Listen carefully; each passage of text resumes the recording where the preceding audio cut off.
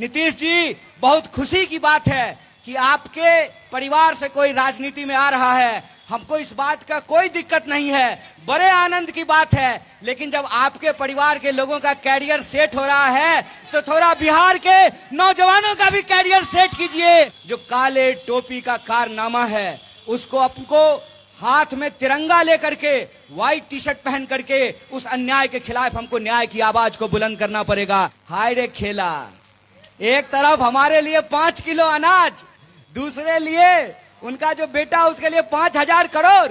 यह देश जितना उनका है उतना हमारा है। कि दोस्त, मजबूर होकर के जिंदगी से हारने की जरूरत नहीं है।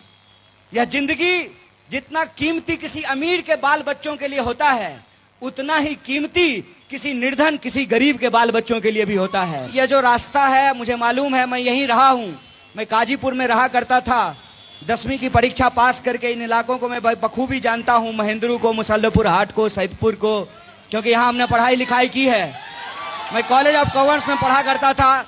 मुझे मालूम है कि ज़्यादा देर यहाँ अगर खड़े रहे तो ऐसा लगेगा जैसे दुर्गा जी का मेला हो, देश से देश रगड़ना शुरू हो जाएगा। कल सुबह 10 बजे सदाकत आश्रम से हम लोग पदयात्रा करते हुए, मार्च करते हुए माननीय मुख्यमंत्री जी के पास जाएंगे और विभिन्न जिलों में जो छात्रों, नौजवानों, मजदूरों, किसानों, महिलाओं और बिहार के आम लोगों की जो समस्याएं हैं, जो मुद्दे हैं, एक मांग पत्र के रूप में हम उनको सौंपेंगे। तो पहली बात मैं आपसे ये निवेदन करता हूं कि कल संभव हो तो आप लोग जो इस पदयात्रा में शामिल होने के लिए आइए। और दूसरी बात, मैं पिछली बार यहाँ आया था आपके बीच जब मैं बिहार में जनगण मन यात्रा कर रहा था।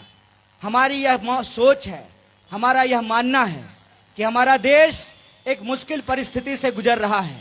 आप सब जानते हैं कि महंगाई आसमान छू रही है, बेकारी देश में इतिहास में इतनी ज़्यादा कभी नहीं थी और लोगों की जो बुनियादी ज़रूरतें हैं आज उसको पूरा करना मुश्किल है।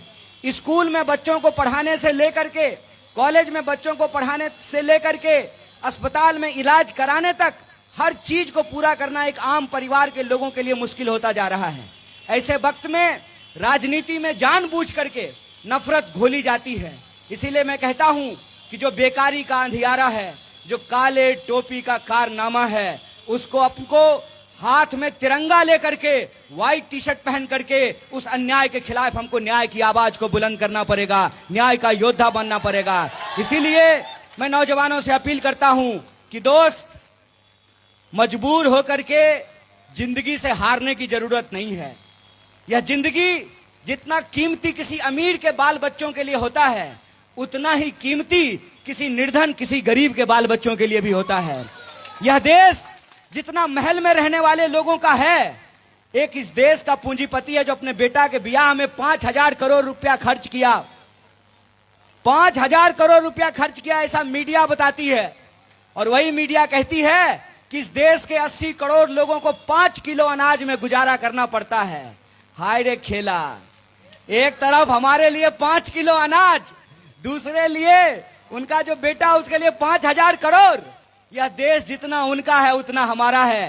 देश के संविधान के हिसाब से अंबानी का बेटा का भी वोट एक है और जूता सिलने वाले के बेटा का भी वोट एक है। इसीलिए मैं नौजवानों से कहता हूं कि बेहतर बिहार के निर्माण के लिए बिहार की जो सबसे बड़ी समस्या है पलायन की, क्योंकि पलायन होता है रोजगार की कमी के चलते, शिक्षा की कमी के चलते, स्वास्थ्य की कमी के चलते। तो ये हमारा बिहार है, इस मिट्टी पे हम पैदा लिए हैं, इसको हमको संवारना पड़ेगा। उसी संवारने की कोशिश में आप लोग शामिल होइए।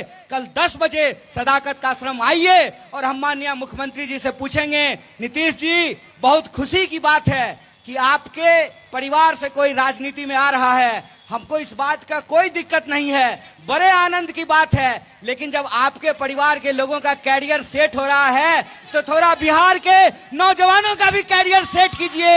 यह निवेदन मैं आपसे करने के लिए आया हूं।